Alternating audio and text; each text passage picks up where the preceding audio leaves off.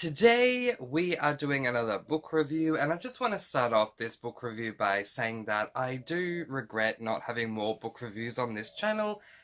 Yeah, sometimes I'm motivated to do them, other times I'm motivated to do others, but hopefully in 2021 there'll be more book reviews that are coming your way.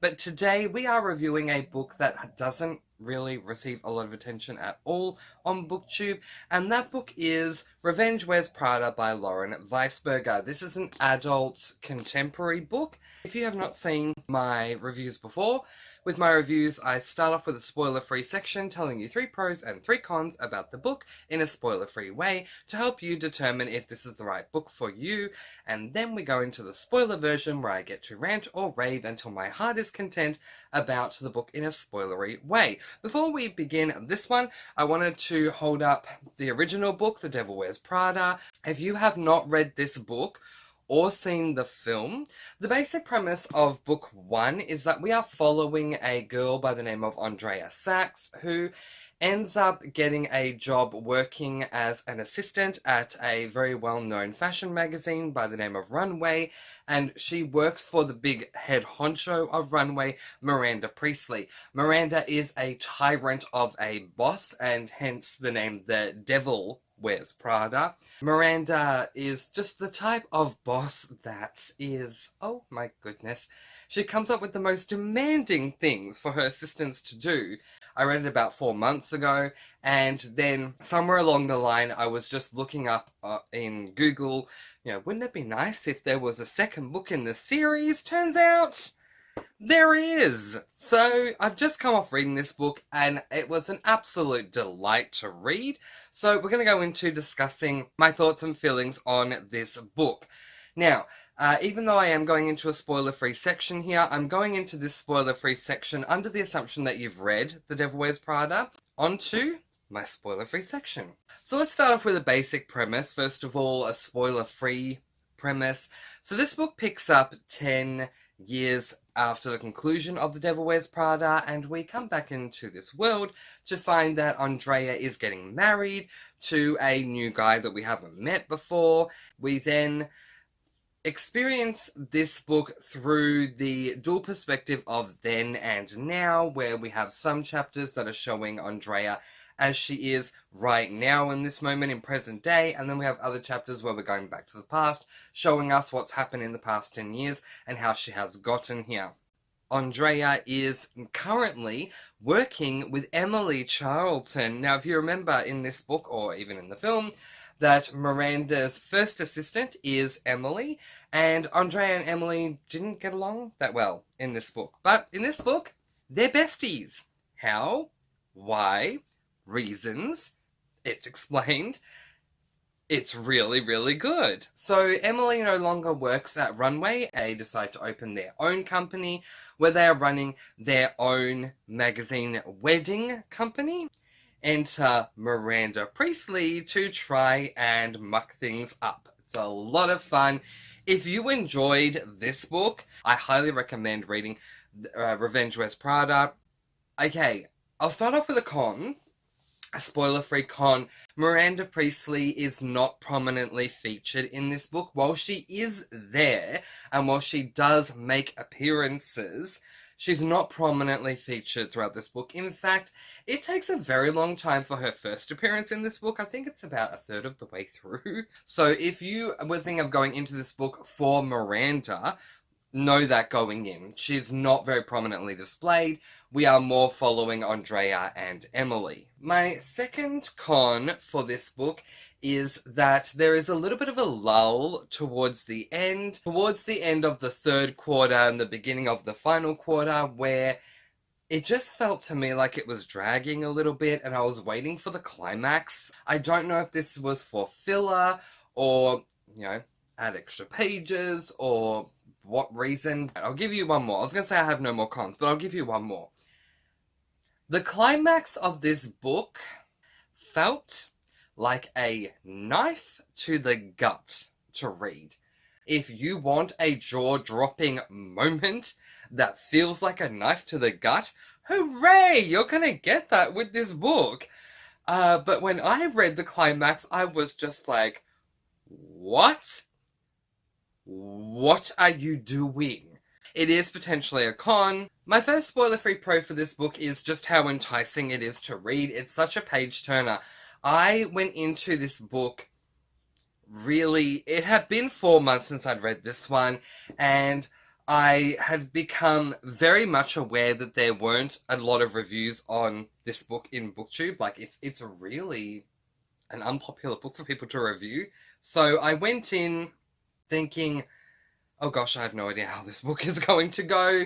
And yet, this book is such a page-turner for me. I didn't want to put the book down. Like, that's a really high praise. If you can write a book and it's a book that I don't want to put down, it's an unput-downable book, that's a massive plus in my mind. My second pro for this book is the fact that Lauren Weisberger chose to use the writing style of the then and now, because it's great that we jump in 10 years later and we see exactly what's going on with Andrea now, 10 years later.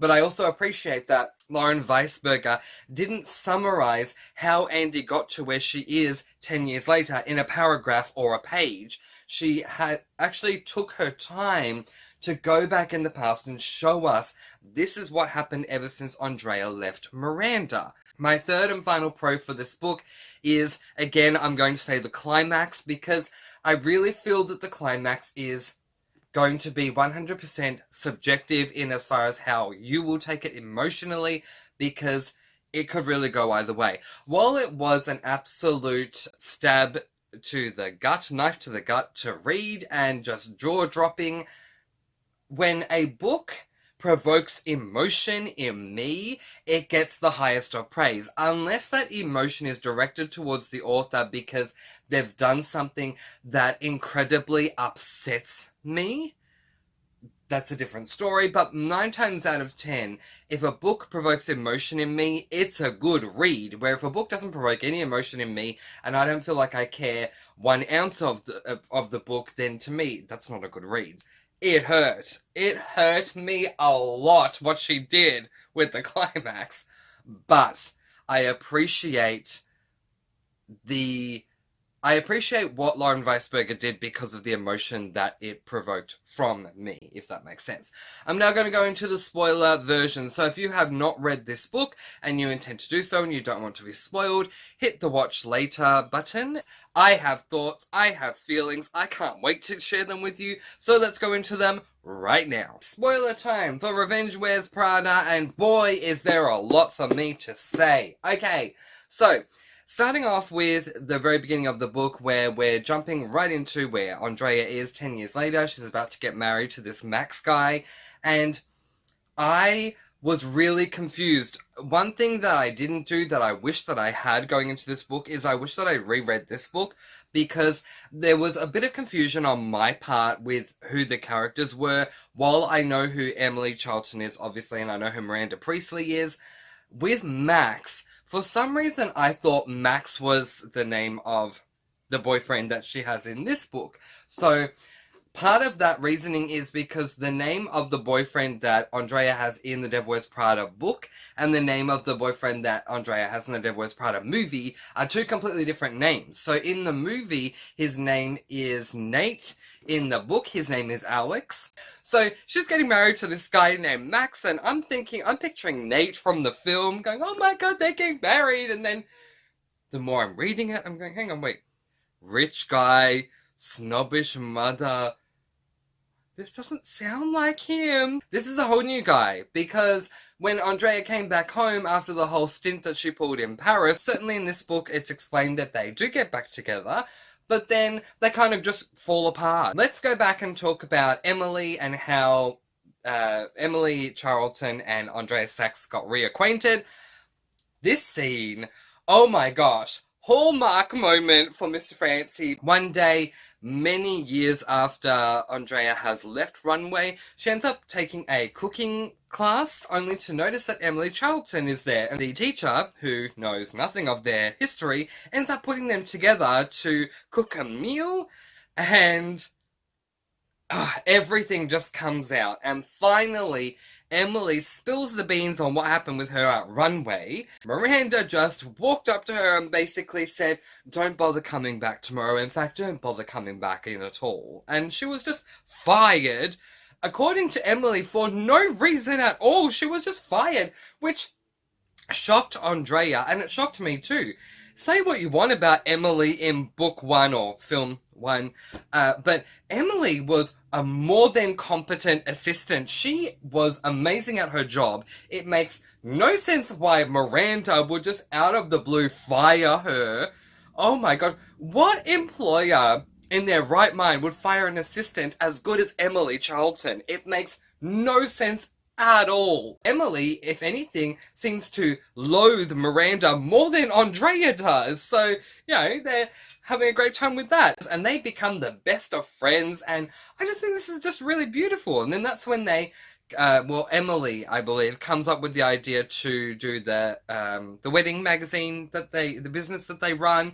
And Andrea is so conscious of how things were for her as an assistant at Runway that she wants to take things a lot more easily on her own assistants. So she wants to be really nice to them and go out of her way to be respectful to them, which I very much appreciate. Fast forward to Andrea is on a boat with Max, because Max is a very rich guy. Obviously he attends a lot of charity galas and da-da-da. And they're on this yacht. While they're there, Miranda arrives.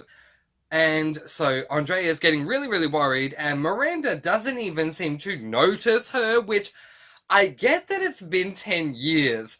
But their history is a tumultuous one. So it really surprised me that Miranda didn't even seem to acknowledge that Andrea was someone she even knew. There was no hint that she even knew her. Then we get to the point, or the purpose of the book, which is that Runway's lawyers want to purchase the plunge. This is a very interesting turning point in the book. Everyone, except for Andrea, has a very weird, in my opinion, a very weird reaction to this, while Andrea seems to be the only sane one. Emily suddenly snaps right back to the Emily she was when she was Miranda's assistant, the doting fangirl of Miranda Priestley, which she, it seems, had worked so hard to no longer be while working at the plunge because of how Miranda fired her, and now suddenly Miranda is this goddess to her again, which was just really annoying. But again, we get the offer, and they're willing to pay them an obscene amount of money. And this divides the opinions of Andrea and Emily, because Emily is all for it. She is practically willing to sign on the dotted line right away, while Andrea is, in my opinion, having the more sane reaction of, why the heck would we want to work for this dragon lady again? And I'm thinking the same thing, like, Emily, what are you doing? You were more recently fired than Andrea was, so what are you doing? Turns out Andrea's actually pregnant, so she's gonna have a baby. Yay! The last thing she needs right now, but it's gonna happen. Miranda even goes as far to invite them to her home as guests.